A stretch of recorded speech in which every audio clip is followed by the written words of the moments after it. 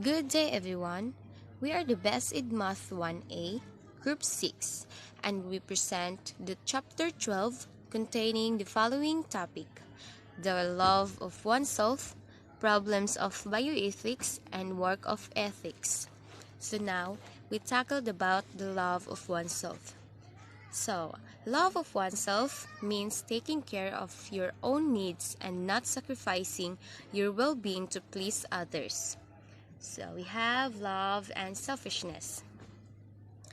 Love and selfishness, to know ourselves is to love ourselves. So, love is the emotion of self, but not a selfish emotion. If there's no self, there is no love. So, love is the tendency towards what is good. Love also doesn't mean sacrificing and losing our happiness of self. Selfishness is withdrawing ourselves, putting ourselves ahead and above all others. So it means selfishness led us to prioritize our thoughts, needs, and feelings at the expense of everyone else. So the ethics of self-perfection. It directs us toward our duty to develop by actualizing our potentials. So it means perfectionism as a moral theory, direct human beings to protect and promote objectively good human lives. So the ethics of self-perfection in biological sense, this means growing in years and maturity. So it means years of maturation and growth.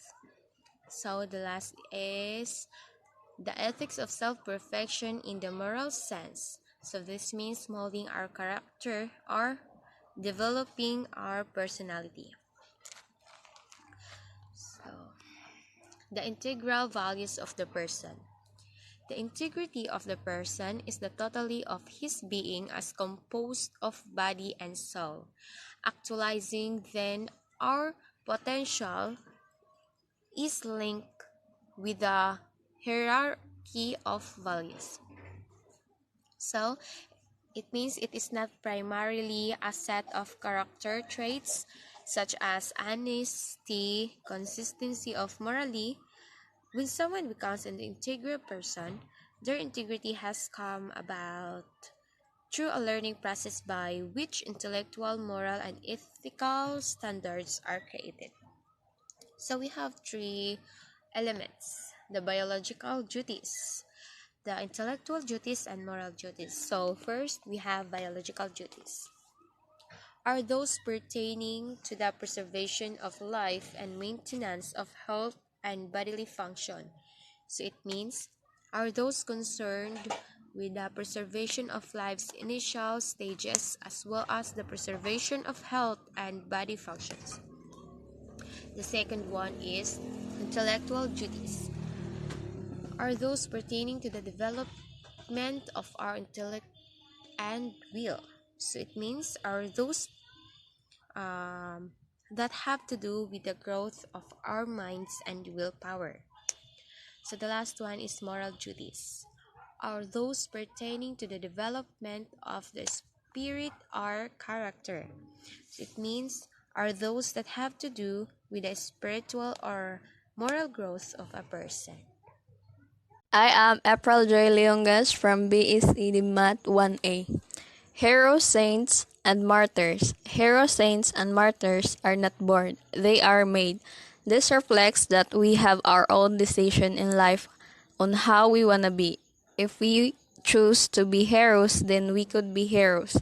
Even with simple things, we could be saints and we could be martyrs. We are not born with this way, in such we are made influenced by our environment. What heroes, saints, martyrs have in common is character. The mental and moral qualities distinctive to an individual is just the same. They nurture those attitudes and habits that set them apart from the ordinary men. Not all individuals possess those attitudes and habits. They shape their own characters and directed their destiny. They are the models, the light for the rest of mankind. Okay. Our basic personal rights. First is the right of the right to life. All of us possess the right to life. It is our natural rights and it could not be removed from us. Second is we have the power to own, to sell, to barter, to lend, to change, or to give away our private property. This is the right to private property to those means necessary for the sustenance and maintenance of life. Third is the right of education. We we all have rights to attain education. It comes from man's rational nature. Every child is entitled to be educated by his family, by the state, and by the church. That's all. Chapter 13, Problems of Bioethics. Bioethics is a recent coined word. It comes from bio, which means life, and from ethics, which is morality. So, bioethics is a branch of ethics which deals directly with the problems of life and dying, of health and of healing. So, this means that the bioethics focuses attention to the need for a healthier world in accordance with the dictates of reason. So, it is our main concern and perspectives because according to Bernard Herring, it will be the promotion of healthy relationships and of co-responsibility in creative liberty and fidelity. So, we are ordinarily referred to health as our bodily fitness, so consisting in the absence of pain or illness. So, in personal and social responsibility for health, life is precious. It is our main concern and duty. Health is our personal responsibility. So, this means that we adopt a style of life that fosters health.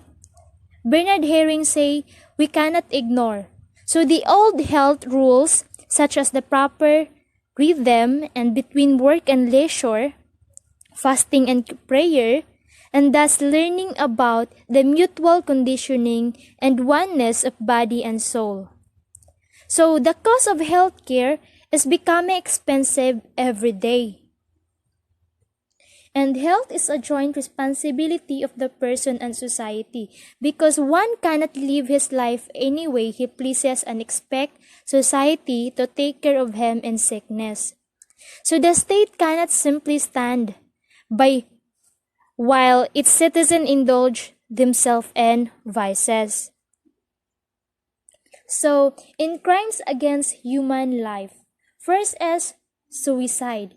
Suicide is defined as intentional killing of oneself and by one's own authority. So, suicide is immoral because it contradicts natural law. Because life is sacred. It is a gift from God. For the average Filipino, life is simply hiram sa may kapal. But while some may not extinguish his own life directly, it is not suicide when he expresses himself to extreme danger for a higher cause. So it is a heroic act to lose one's life in attempt to save that of another. So the second is mutilation.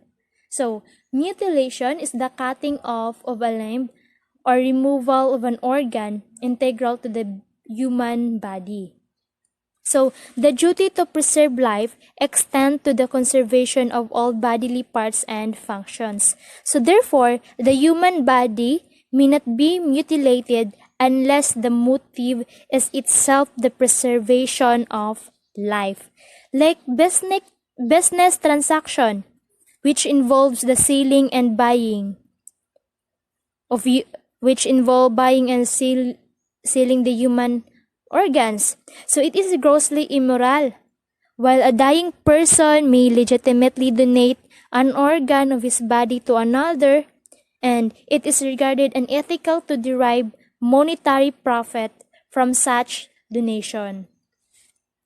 So the third is sterilization. So from the word sterility. So sterility is the incapacity to transmit life.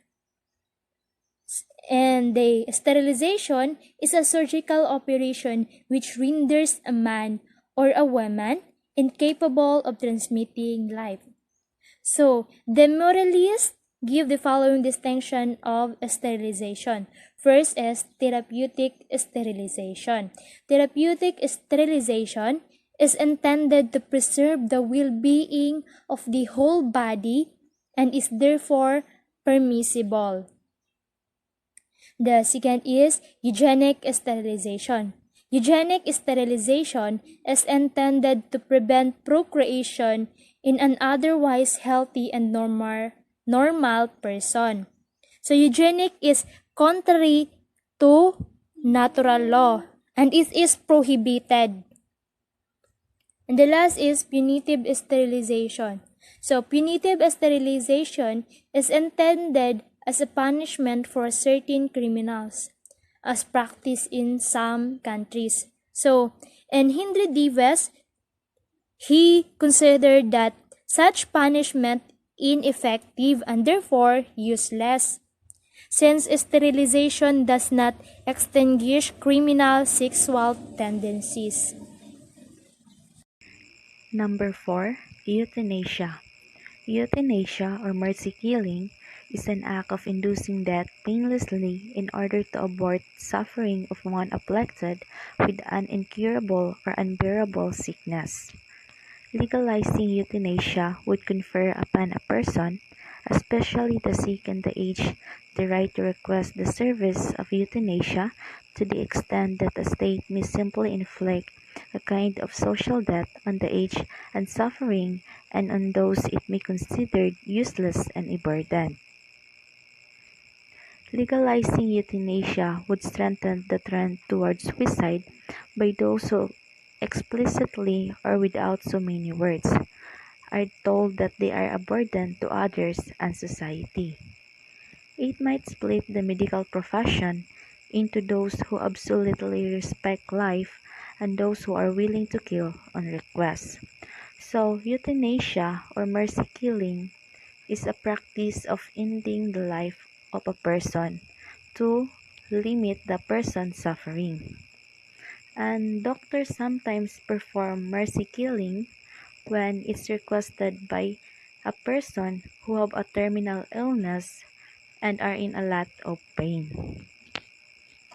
Next, number 5, drug addiction is the state of psychic or physical dependence or both on a dangerous drug arising in a person following the administration or use on a periodic or continuous basis.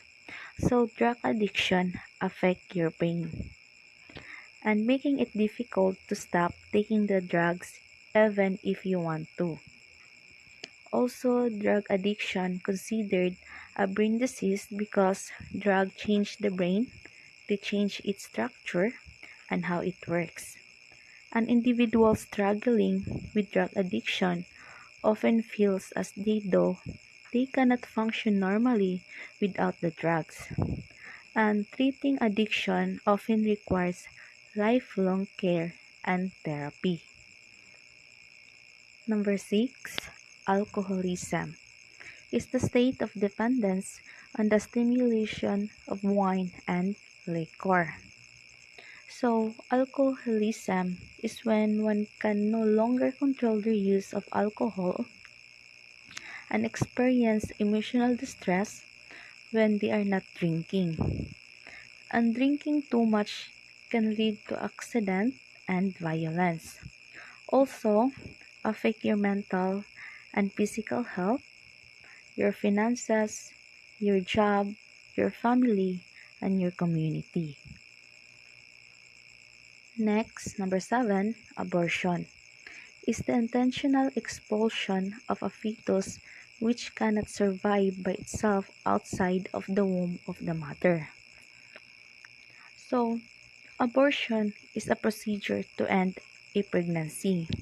And the common reason why women having abortion, they are not financially prepared, not ready or unplanned, not emotionally or mentally prepared, not matured enough for having a baby, and they don't want other people to know that they are pregnant. And ethicists and theologians distinguish between indirect and direct abortion. Indirect or therapeutic abortion is that which is performed for the purpose of saving the life of the mother. In other words, indirect or therapeutic abortion, the fetus is removed from the uterus, and the reason for the removal is that the pregnancy, added to some pathological condition from which the mother is suffering, experience difficulties, or even lessens her chances of survival. And number two, direct or selective abortion is the expulsion of the fetus by the willful wishes of the parents for purposes other than saving the life of the mother. So, direct or selective abortion is intent to kill innocent life, and it is never morally permissible. Also, one may never directly kill an innocent human being, no matter what the reason. And direct abortion is immoral. It is violence of the natural rights of the child to live. So, pro-life versus pro-choice. The debate on abortion has divided public opinion into two opposing camps. Number one, pro-life. Pro-life advocates adhere to the principle which call for the protection and preservation of human life in all its forms. So, pro-life proposes the right of the fetus or the child to be born. And number two, pro-choice advocates maintain that the mother being a human being and not merely a machine of procreation has the right and the freedom to decide when to continue or terminate pregnancy. So pro-choice emphasizes the woman's choice whether to terminate a pregnancy. So in other words, pro-life opposed to abortion, while pro-choice favoring to the legalization of abortion. Chapter 14. Work of Ethics. Work of ethics. The duty to preserve one's life implies the duty to work. Work is a creative process for self-development. Work is not only a personal activity, it is a social process with the preservation of human society as its ultimate purpose. Work, therefore, has its moral and legal implications. The meaning of work. So what is work? Work is a legitimate use of our mental and bodily powers for economic gain and profit. So work is the use of or application of our physical powers to accomplish a certain task. Example, doing household chores is an example of work. Work is the purpose of obtaining an economic gain for the laborer. It belongs to the essence of work that can be compensated. So, example of this is work in the constructions. The right to work. The right to work is based on natural law. Man has basic needs which must be satisfied in order for him to survive. This right implies the work to private ownership. Work as a natural duty to oneself. Work is directed to the promotion of life. This obligation assumes greater proportion as one becomes head of a family.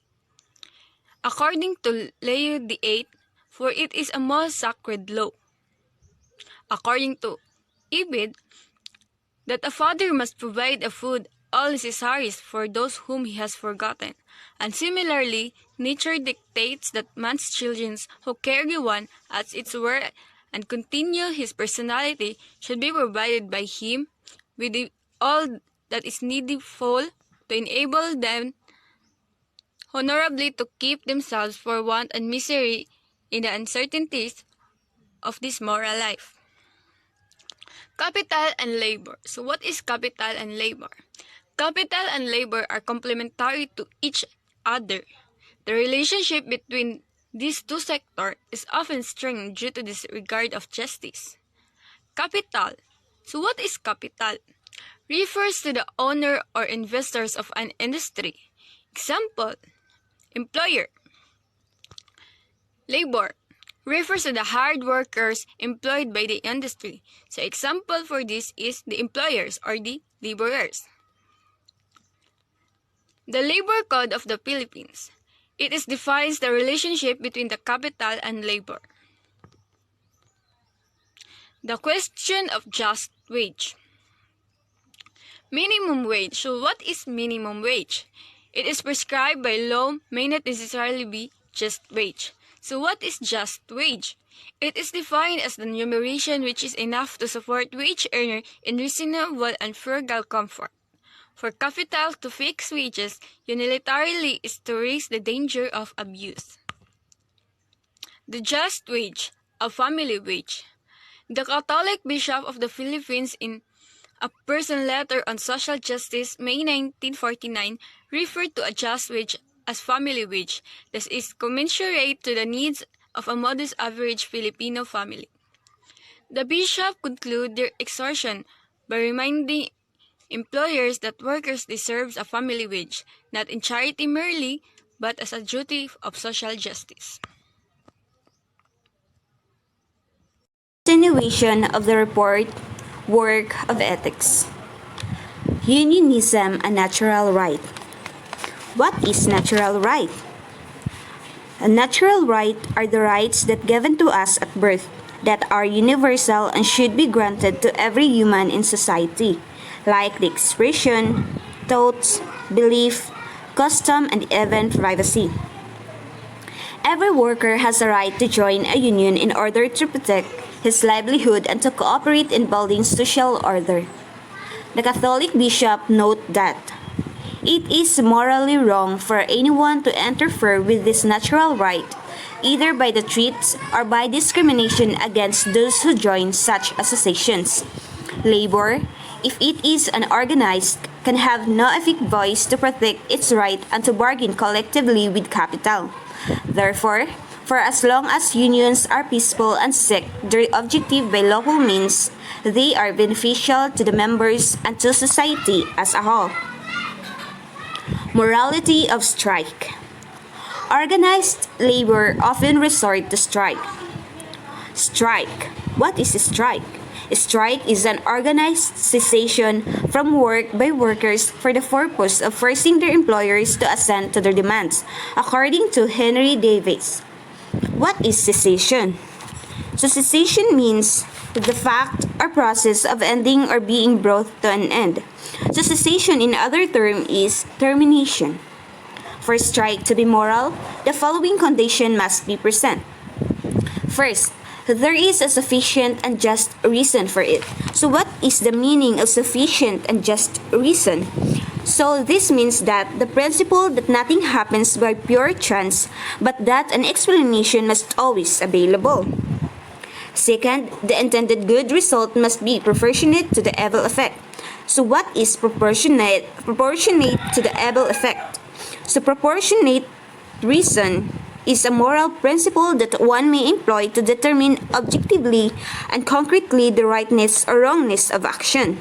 The term proportionate means formal relation between the reason for the act and the premoral values and disvalues in the act. Next, the means employed are lawful. So what is the meaning of employed or lawful? This means that they are employed in accordance with applicable regulations and that labor laws and social security laws are respected. The rights of labor. Philippines is a signatory to the United Nations International Covenant on Economic, Social, and Cultural Rights. We cite those pertaining to labor. The state parties to the present covenant recognize the right to work, which includes the right of everyone to the opportunity to gain his living by work which he freely chooses or accepts, and will take appropriate steps to safeguard this right. Part 3, Article 6. Second, the state parties to the present covenant recognize the right of everyone to the enjoyment of just and favorable conditions of work, which ensure, in particular, money paid for work or service which provides all workers as a minimum, that is remuneration. Next, safe and healthy working condition. Next, equal opportunity for everyone to be promoted in his employment to an appropriate higher level, subject to no consideration other than those seniority and competence. Next, rest, leisure, and reasonable limitations of working hours and periodic holidays with pay, as well as remuneration for public holidays. Next, the state parties to the present covenant undertake to ensure the right of everyone to form a trade unions and join the trade unions of his choice, subject only to the rules of the organization concerned, for the promotion and protect of his economic and social interest. The right of trade union to establish national federation or confederation, and the right of the latter to form or join international trade union organizations. The right of trade unions to function freely, subject to no limitation other than those prescribed by law and which are necessary in a democratic society in the interest of national security or public order, or for the protection of the rights and freedom of others. Last, the right to strike, provided that it is exercised in conformity with the laws of the particular country. Article 8. Morality and personal management. Morality is founded on justice. Morality should inspire our employees and employers' relationship. Justice promotes not only equity but goodwill and harmony. Basic duties of workers. Conscience dictate that the duties of workers. It is conscience because it is impossible for anyone not to have an inkling of these duties, namely: first, work honestly and comply with all agreement. Second, never injure capital, not steal from the employer. Third, never outrage the person of the employer. Fourth, never employ deceit, not violence in presenting cause. Last, never consort with agitator or men of evil principles. Next, basic duties of employer. Employers have the sacred task of caring for their workers. The following are the basic duties toward their workers. First, respect the human dignity of the workers. Second, appreciate their work. Third, never treat them as slaves for making money. Fourth, never assign them tasks beyond their strength, and do not employ them in work not suited to their age or sex. This means that never assign someone that is beyond their strength, because not everyone are physically fit. Some are having health issues. Next, give them commensurate wages. Provide for their health and social recreation. Next, provide them time for the practice of their religion. Next, instruct them on how to use their money wisely. Next, instruct them to love their family. And last, provide them with the opportunities for promotion. And that's all. Thank you.